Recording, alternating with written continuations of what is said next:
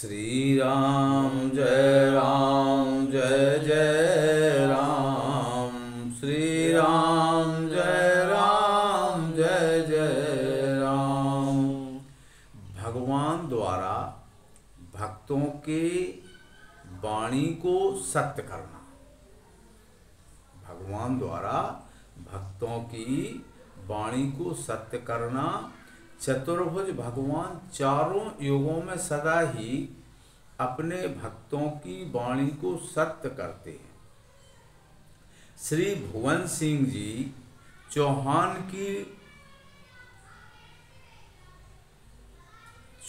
की लकड़ी की तलवार भगवान ने लोहे की बना दी।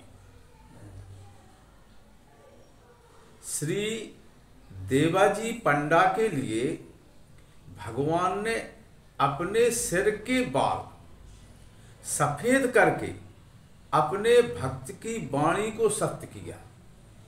मरने पर तुम्हें कौन जलाएगा, भाई के ऐसा कहने पर भक्त कामध्वज जी ने कहा था कि मैं जिसका चाकर हूं वही जलाएगा। भक्त की इस वाणी को सत्य करने के लिए उसके मरने पर श्री हनुमान जी आए और लकड़ी लाकर सुंदर चिता बनाई, दाह संस्कार किया।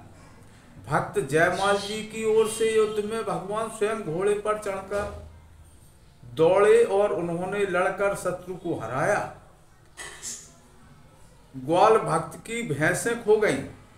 इन्होंने घर आकर माता से कह दिया कि भैंसें मैंने एक ब्राह्मण को दे दी हैं। कुछ दिन बाद वह घी के समेत भैंसें लौटा जाएगा।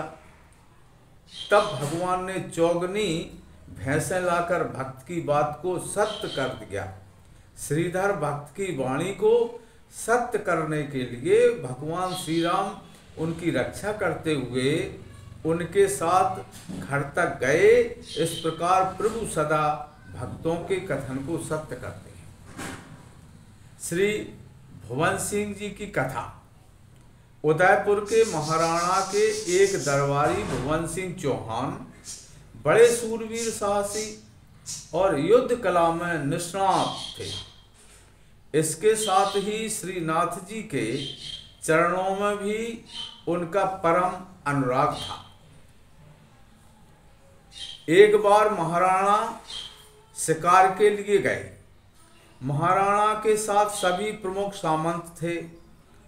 कई पशुओं का शिकार किया गया, पर भुवन सिंह द्वारा किसी जीव के प्राणों से हाथ नहीं धोया। अकस्मात महाराणा को एक सुंदर हिरणी दिखाई दी और उन्होंने उसके पीछे अपना घोड़ा लगा दिया। उस पर्वतीय प्रदेश में हिरणी कहीं छिप गई। महाराणा क्लांत थे। उन्होंने अपने विश्वसनीय सूर भुवन सिंह चौहान को संकेत किया। अपने स्वामी का संकेत पाकर अपनी सूरवीरता का गर्व रखने वाले खोजने लगे। वे उसे ढूंढने में सफल ही नहीं हुए। प्रत्युत उन्होंने अपनी बिजली सी चमकती खड़क से एक वृक्ष के पीछे छिपी हुई उस निरीह हिरणी के पलक झपकते 2 टुकड़े भी कर डाले। पर उसके नेत्रों की करुणा से भुवन सिंह चौहान का हृदय विध गया। उनके नेत्रों के सामने वह मूक पशु अपने उदरस्त शावक सहित तड़प कर शांत हो गया। भुवन सिंह का हृदय उन्हें धिक्कार उठा।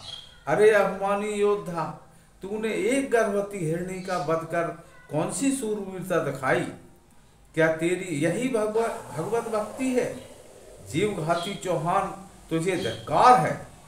आत्मग्लानि से दग्ध होते हुए भुवन सिंह चौहान घर लौट आए। उन्होंने 8 आंसू रोकर भगवान से अपने अपराध के लिए क्षमा मांगी। उसी समय उन्होंने तलवार का त्याग कर दिया और काष्ठ दार की तलवार म्यान में डाल ली। महाराणा को भुवन सिंह के हृदय की बात का क्या पता। वे तो उसका और भी अधिक सम्मान करने लगे। शूरवीरता के लिए उन्हें पुरस्कृत किया गया, पर भक्त तो शूरवीरता का अभिमान छोड़ चुका था। एक ईर्षालु सामंत ने उनके काठ की तलवार ग्रहण करने के भेद का पता लगाकर महाराणा से चुगली की। दरबार का एक मुकुटमणि सरदार दार की तलवार रखे, यह असंभव था। राजा को विश्वास नहीं हुआ, परंतु बार बार राणा के कानों में जब यही बात दोहराई गई तो वे भ्रमित हो गए। अंत में उन्होंने एक युक्ति निकाली जिससे भुवन सिंह जी की तलवार भी देख ली जाए और वे अपमानित भी न हों। राणा ने एक दिन वन भोज का आयोजन किया और उसमें सभी दरबारियों को आमंत्रित किया। नाना प्रकार के मनोरंजक कार्यक्रमों के बीच महाराणा सहसा बोले, अच्छा सभी सामंत अपनी अपनी तलवार दिखाएं, देखें किसकी तलवार में अधिक चमक है। ऐसा कहकर सबसे पहले महाराणा ने अपनी तलवार निकाली। उसके बाद तो बारी बारी से सभी अपनी अपनी तलवारें म्यानों से निकालते और रख देते। भुवन सिंह चौहान बड़े धर्म संकट में पड़े। सभी के नेत्र उन्हीं की ओर लगे थे। उन्होंने कहना चाहा, मेरी तलवार तो दार काठ की है, पर भगवत कृपा से उनसे कहते यह बन पड़ा कि मेरी तलवार तो सार असली लोह धातु की है। और जैसे ही विकंपित हाथ से उन्होंने तलवार म्यान से निकाली तो उनके सहित सबके नेत्र आश्चर्य से फटे से रह गए। वह तलवार सचमुच सार की थी और वही सबसे अधिक चमक रही थी। लगता था जैसे बिजली कौंध गई हो। भगवान ने अपने भक्त की लाज रखी, उसके वचन को सत्य किया। अब राणा से नहीं रहा गया। वे रोज से आग बबूला हो गए और भरी सभा में उन्होंने भुवन सिंह जी को सारी घटना सुनाने के बाद उस चुगलखोर सामंत का सिर उड़ा देने की घोषणा की।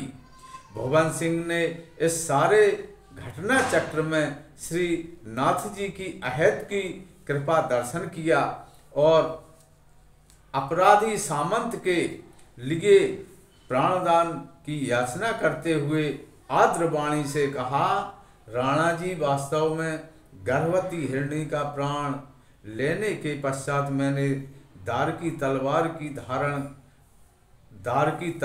धारण कर ली थी। यह तो भगवत कृपा है कि आपको यह सार की दृष्टि गोचर हुई। उन्होंने फिर म्यान से तलवार निकाली तो वह इस बार दार की ही थी। सब लोग और भी चकित हुए। राणा उनकी भगवत भक्ति और अहिंसा भाव से बहुत प्रसन्न हुए। उन्होंने कहा, सरदार भुवन सिंह, अब आपको दरबार में आने की आवश्यकता नहीं है।